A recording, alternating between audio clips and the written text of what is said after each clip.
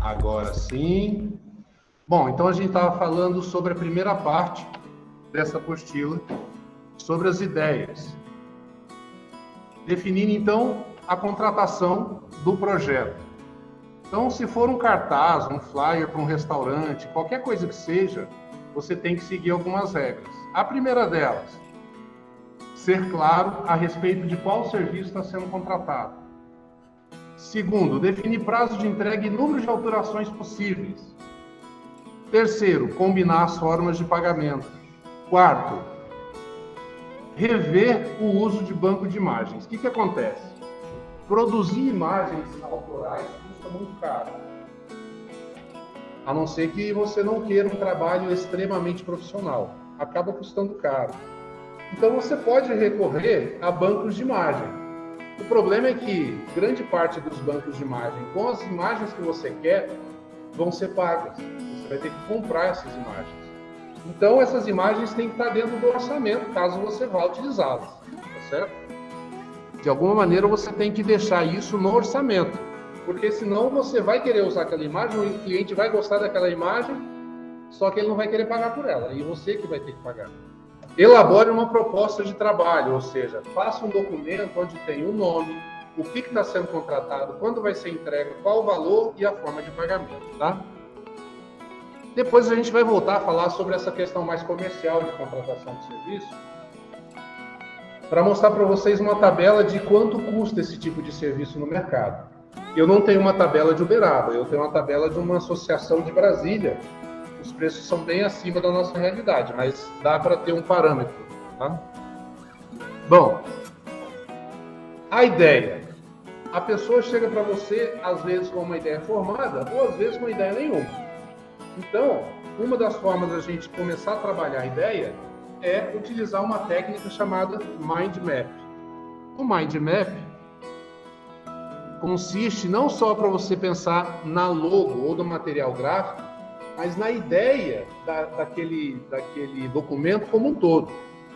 No caso do Uber aqui, o que eu estou tentando dizer é que existe uma unidade da ideia entre a logomarca, que vocês estão vendo aqui, e o próprio site da Uber.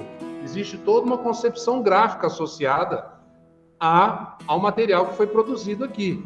Isso segue vídeos, isso vai também para o aplicativo do celular, vai para qualquer material da empresa, cartão de visita, qualquer coisa. Então, se você for montar um projeto gráfico para uma empresa, seja ela qual for, você tem que pensar no Mind Map como um todo, e não só de um ou outro material gráfico.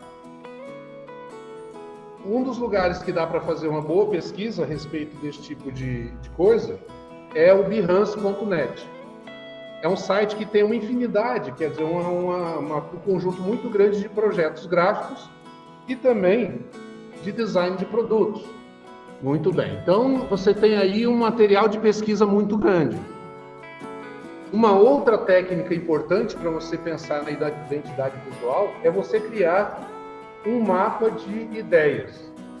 Então, no caso aqui, você parte da ideia original e vai criando um gráfico com diversas derivações dessa ideia, até você ter o que a gente chama de Mind Map, especificamente. Existe também uma ferramenta para poder fazer Mind Maps digitais, que é o Miro.com. E, finalmente, o que a gente chama de Mood Board. O que significa Mood, gente? Hã? Não. Mood. Isso, é por aí. Mood é mais ou menos o sentimento, ou seja, qual o sentimento aquele material gráfico que você vai projetar tem que passar para quem vai utilizar esse material gráfico. Então, o Mood Board serve para isso, para a gente definir o estilo que a gente vai utilizar nesse material gráfico. Organizar uma ideia, criar um foco na ideia principal do Mood Board. E como que a gente faz isso? Primeiro, a gente define o objetivo do produto ou do material que vai ser criado. Depois, a gente reúne várias referências define qual a superfície do moodboard, que o moodboard pode ser digital ou pode ser feito num quadro branco, por exemplo. E finalmente a gente monta uma colagem. Na próxima página aqui, mostra como que seria a ideia. Então, por exemplo, aqui, ó, o que eu tenho aqui? Um produto que tem toda uma identidade visual específica. A gente tem aqui folhas, verdes, madeira, uma lâmpada por alguma razão, um fundo em 2 tons de verde diferentes. Então isso daí é para você ter uma ideia e organizar a sua imaginação para poder criar, começar a criar o material em programas de ilustração, certo? Existem dois sites muito bons para fazer isso, para trabalhar com moodboard. Um é o Pinterest, que vocês com certeza já devem ter visitado, e o outro é o Go Moodboard, que é específico para você trabalhar montagem de moodboard. Entenderam qual que é a ideia do moodboard? É você ter uma... É difícil falar esse mood, né? Porque é sentimento, mas não é nem isso que a gente quer falar aqui. A atmosfera daquele material gráfico que você está criando. Qual é a atmosfera? É alegre, é séria, é aventureira? Como que é? Lembrando que... Oi? Sensação, é a sensação que vai ser passada por aquele material. Lembrando que isso tem tudo a ver com o quê? Com as cores que você vai escolher, com a paleta de cores. Se é para ser alegre, se é para ser bombástica, você vai utilizar cores quentes e assim por diante. Cores frias, no caso de querer algo mais sério. E o estilo? Uma identidade visual, então, ela começa na logo, mas ela vai muito além da logo. A logo, no final das contas, ela paleta de cores, né? E a sensação, em termos de sentimento, que sentimento que ela passa para você? Diversão, né? Pessoas felizes. Pois é, essa é a ideia. Você tem que pensar não só no material gráfico que você vai utilizar, mas também nas imagens orgânicas, ou seja, imagens que não foi criadas no computador, que você vai utilizar no seu material. No caso, essas fotos que foram escolhidas cuidadosamente para passar essa sensação para a gente. Aqui no caso, a gente está falando do KFC, o Instagram do KFC. Vocês podem perceber que existe uma unidade visual entre os posts que são feitos no Instagram. Todos eles têm um certo tom de vermelho, certo? Listrado. Então, essa unidade visual, ela não acontece à toa. Ela vem de uma definição. Então, aqui, só para vocês terem uma ideia de como que a coisa funciona, qual site que é esse aqui? É no Pinterest mesmo. No Pinterest. Aqui a gente vai ver 3 propostas de estilos diferentes. Nesse primeiro, a representação literal do produto. Ou seja, representação realista dos sabores de refresco, no caso aqui é refresco, e uso de cores saturadas. No segundo estilo, flat design, ou seja, um desenho plano, valorização do conteúdo da embalagem e uso mínimo de elementos gráficos, nesse segundo tipo aqui. No caso, é um design mais minimalista, né? E o terceiro, uma estética retrô, com cara de produto antigo, certo? Apesar de ser um produto novo, ter essa estética retrô é uma alternativa, é uma estratégia também de material gráfico, tá certo? Bom, aqui que entra a padronagem no caso do material gráfico. Se você for utilizar uma estética retrô, isso é bem utilizado em estilo. E aí, finalmente, vamos começar a falar sobre o símbolo, ou seja, sobre a logo especificamente. E já dizendo que tem muita gente que diz que é o logo e tem gente que diz que é a logo. Eu prefiro falar a logo porque eu entendo que logo é abreviatura de logomarca. Logomarca é a logomarca, né? Para poder mostrar para vocês qual que é a ideia e como que a gente parte de uma ideia para poder chegar no produto final, eu resolvi nessa apostila ir inventando uma logo para mim. Isso não é à toa, porque vocês vão fazer uma logo para vocês também como atividade prática, em breve. E aí, o primeiro passo, eu fui buscar referências. Eu queria que a minha logo tivesse alguma coisa a ver com uma folha de árvore. Então, primeiro eu peguei referências, depois eu comecei a desenhar a ideia. Tá? No caso, nem no Krita, nem no Inkscape, ou seja, no papel mesmo. Depois, o que eu fiz? Eu acho que esse daí foi no Inkscape, né? Eu tirei uma foto do que eu tinha desenhado e levei para dentro do Inkscape para poder continuar trabalhando. Ou seja, eu vetorizei aquele símbolo que eu tinha feito no papel. Fiz aquela vetorização, como a gente aprendeu na última aula, utilizando o Inkscape, cheguei nisso aqui. A partir daí, eu fui amadurecendo a ideia.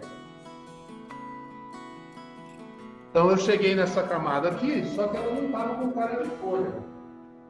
Ou no máximo estava com a cara de uma folha rasgada, que não seria legal, né? Então eu fiz um complemento aqui com outro tom de verde. Tá?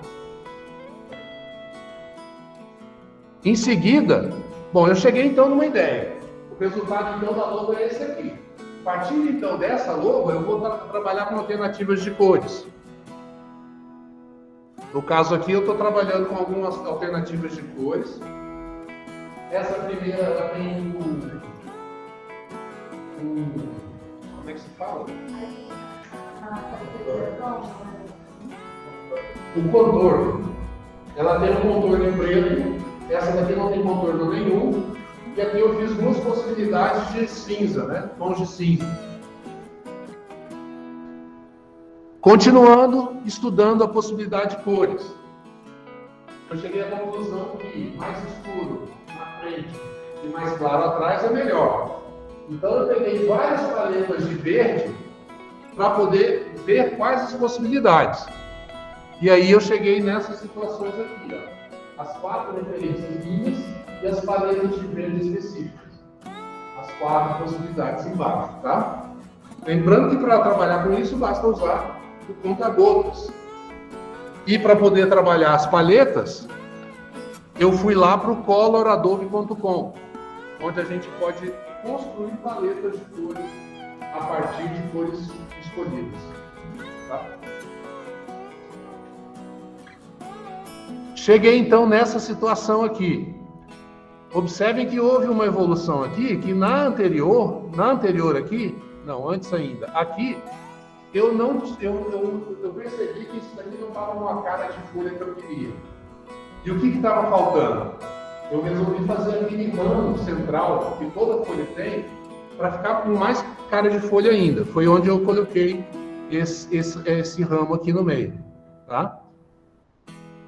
E aí eu cheguei nesse ponto aqui, onde eu tenho algumas possibilidades de cor, incluindo uma monocromática.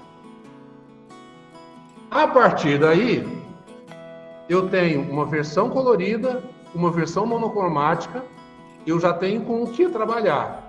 E isso faz parte do trabalho de identidade visual. Você vai fornecer para a pessoa que te contratou uma biblioteca de todas as possibilidades. Se ela for usar um material preto e branco para xerox, por exemplo, tem que ser preto e branco, tem que ser tons de cinza, né? Continuando. A tipografia.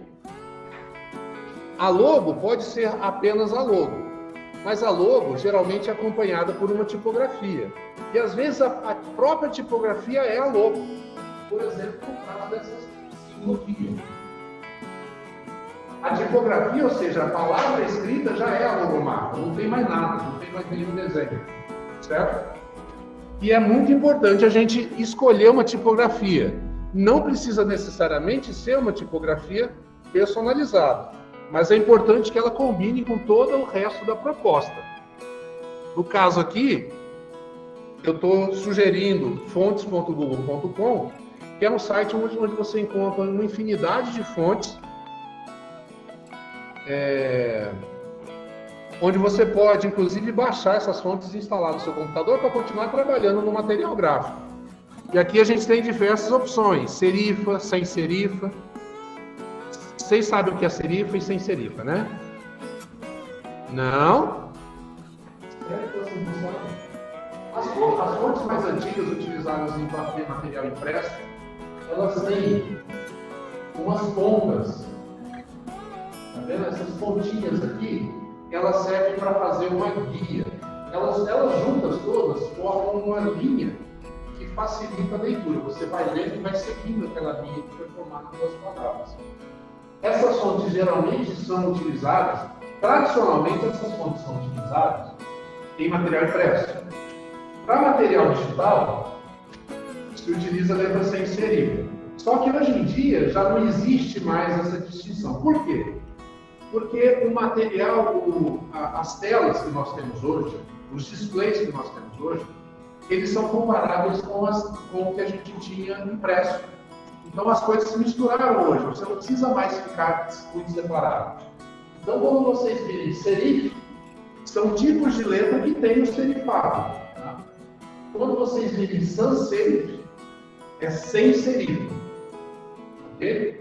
E ainda tem outros tipos de letras, display, handwriting é escrita manual, monospace. Monospace significa que a separação entre uma letra e outra é fixa. Tá? E assim vai. Então, continuando a minha trajetória aqui, eu coloquei aqui uma definição de um monte de tipos.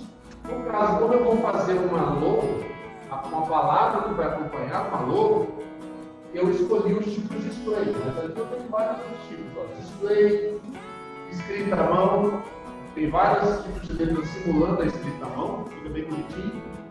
Monospace, onde as letras ocupam o mesmo espaço, todas elas. As de cima, proporcional, a maioria das letras são assim, elas são proporcionais ao tamanho delas mesmas. Alguma dúvida, gente? Bom, quando você define a logo e você quer trabalhar com ela dentro do Word, do Flickr, do for, o ideal é que você salve essa logo, inclusive na hora que você for entregar para o cliente o material gráfico, isso é sinal de profissionalismo. Você entrega para ele o arquivo da fonte que você usou. Para caso ele queira fazer material derivado no futuro, ele tem a fonte com ele. E como é que você faz isso?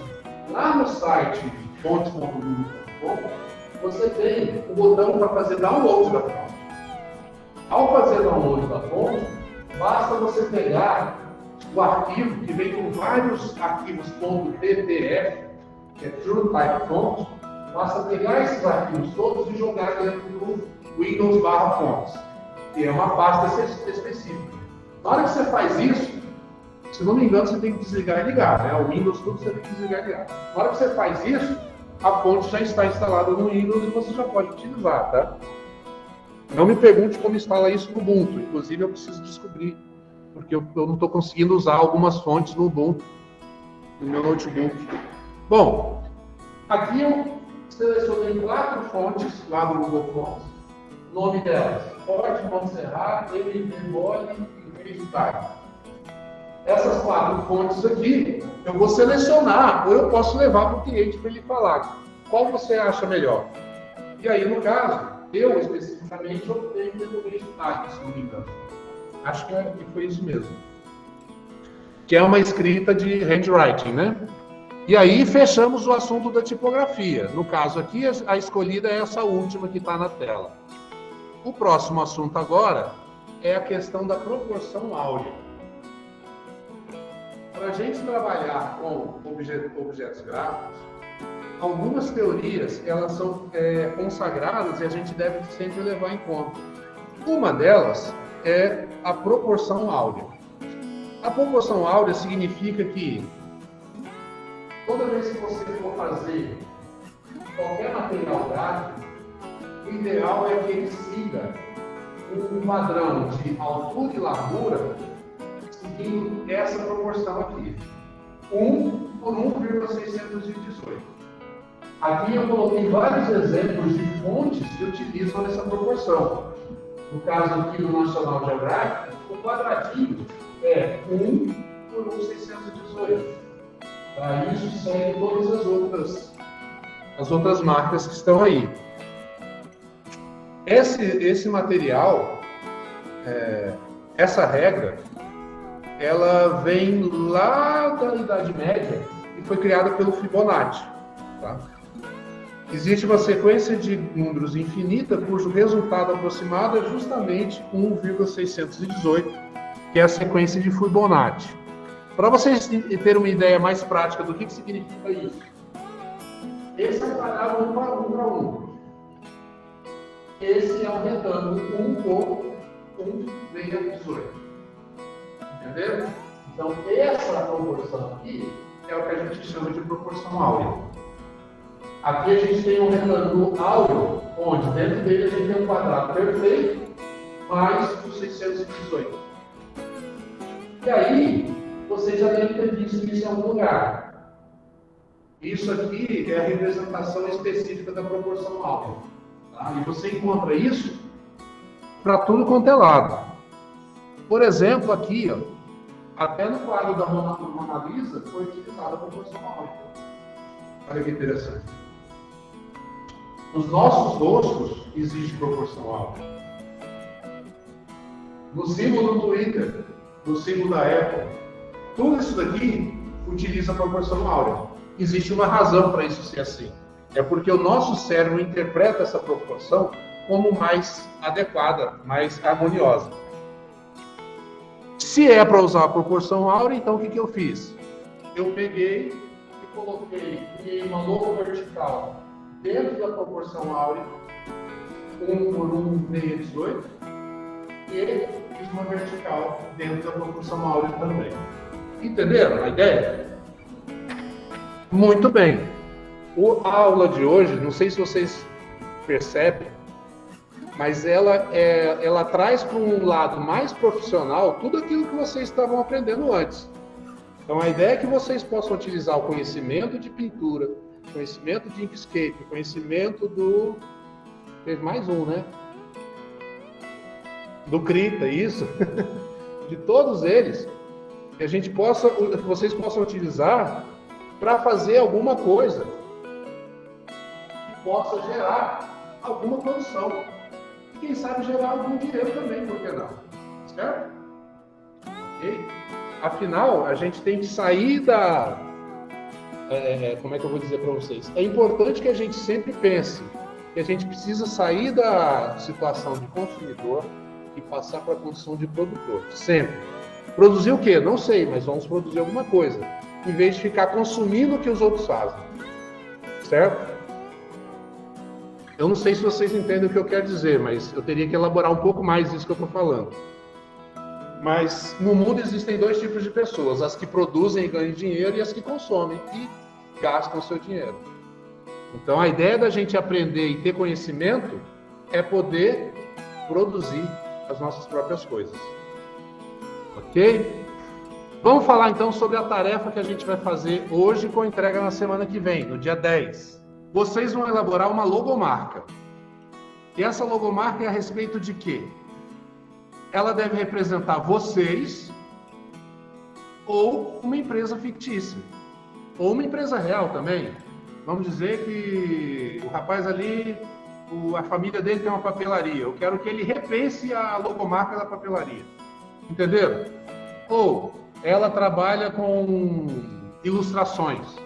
Ela vai fazer uma logo para ela poder se apresentar como ilustradora. E assim por diante, entenderam? Essa é a ideia. Uma logomarca para você, como profissional liberal, ou para a empresa que você quer criar, uma microempresa, ou para uma empresa que já existe, que você quer fazer uma logomarca nova para essa empresa que já existe, ou para uma empresa fictícia, que você vai inventar. Entenderam? Muito bem. Então podem começar e é o seguinte, existe um trabalho, um projeto que começa hoje, que é o projeto final do trimestre, e eu estou considerando como final do ano mesmo. A gente vai criar, no final, até o final do ano, que é mês que vem, né? Ou seja, já está acabando já. A gente vai criar um manual de identidade visual para essa empresa ou para essa entidade, seja pessoa física ou jurídica, que a gente está começando a fazer hoje. Então, a gente vai começar com a logomarca, depois a gente vai definir tipologia, depois a gente vai definir esquema de cores, e isso vai criar um manual, tá? Que a gente chama manual de identidade visual, que existe muito no mercado. Vou apresentar para vocês diversos manuais de identidade visual até chegar lá na frente, quando chegar no momento de vocês me apresentarem o manual que vocês criaram. E a gente começa esse manual hoje com a construção da logo. Tá bom? Primeira tarefa, então, construir a logo. Beleza? Dúvidas? Alguém tem dúvida? Pode ser em qualquer software. Qualquer software. Não, agora já não importa o software. De certa forma, eu já passei para vocês as ferramentas necessárias para vocês saberem escolher qual a ferramenta melhor para poder trabalhar.